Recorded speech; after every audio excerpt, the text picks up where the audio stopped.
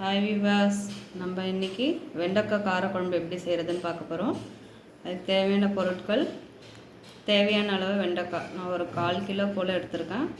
ஒரு வெங்காயம், ஒரு தக்காளி, 2 சில்லு தேங்காய், கொஞ்சமாக புளி தண்ணியில் ஊற வச்சு எடுத்திருக்கேன்.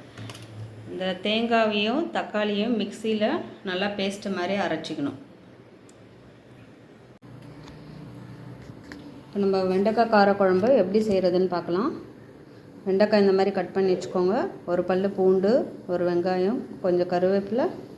நான் சொன்னேன் இல்லைங்களா, தேங்காயும் தக்காளியும் விழுதாக அரைக்கணுன்ட்டு இந்த அளவுக்கு பேஸ்ட்டு மாதிரி அரைச்சிக்கணும். புளி தண்ணி கரைச்சி வச்சுக்கணும். இப்போ எப்படி செய்கிறதுன்றதை பார்க்கலாம்.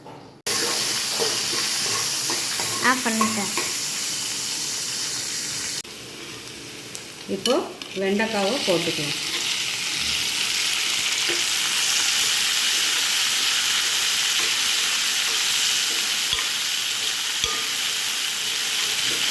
வெண்டைக்காய் போட்டதுமே குழம்புக்கு தேவையான உப்பு, மஞ்சள்தூள், காரத்துக்கு தேவையான மிளகாய்த்தூள், தனியாத்தூள், குழம்பு மசாலா தூள் இருந்தால் கூட அதை போட்டுக்கலாம்.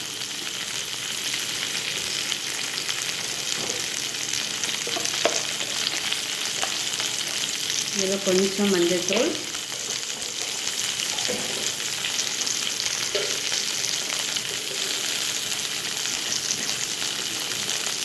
காரத்துக்கு தேவையான மிளகாய்த்தூள்,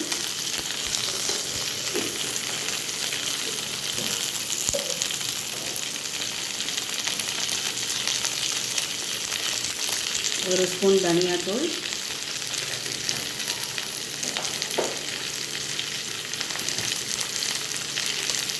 குழம்புக்கு தேவையான உப்பு,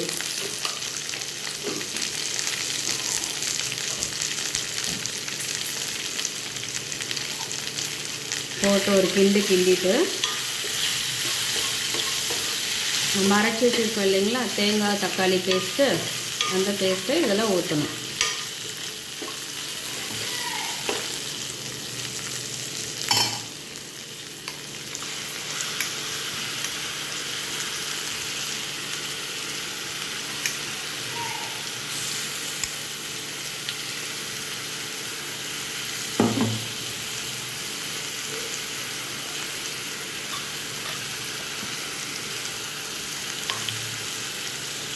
மிக்சியிலே கொஞ்சமாக தண்ணி ஊற்றி கழுவி இந்த வெண்டைக்காய் கலவையிலேயே நம்ம ஊற்றிடணும்.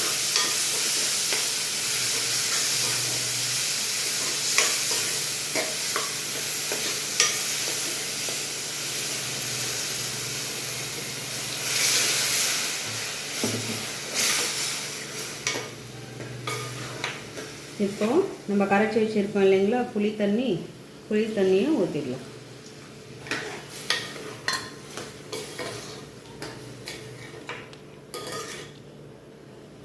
தேவையான அளவு தண்ணி சேர்த்து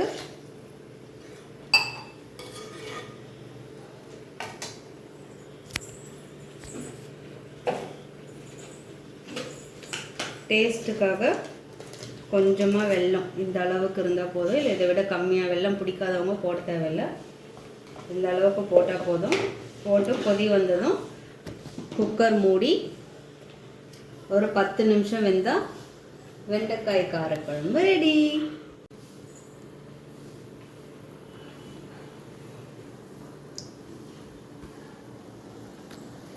இந்த மாதிரி நல்லா கொதி வரும் பொழுது குக்கர் மூடி ஒரு 10 நிமிஷம் வேக வச்சு இறக்குனா வெண்டைக்காய் காரக்குழம்பு ரெடி.